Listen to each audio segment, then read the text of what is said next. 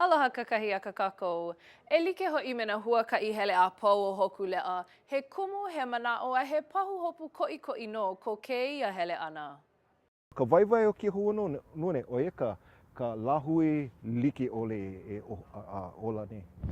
To be a part of a mission that will elevate the consciousness of the world to a more sensitive perspective on the earth, I think is something that I'm excited to be a part of. Ma ka holo hope ana aku nei he e ono lā ka loʻihi, ua hoʻe aku na holo kai I kahi e ulu ai ke kuana ʻike no ka hana kokua kaiāulu no hoʻi.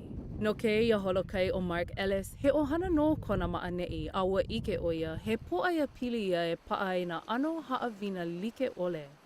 For me, I would hope that they would see the value of service, and I think as the Hokuleʻa goes around the world, this will be something that we'll be doing. And so it's an important part to give back to the communities that we visit.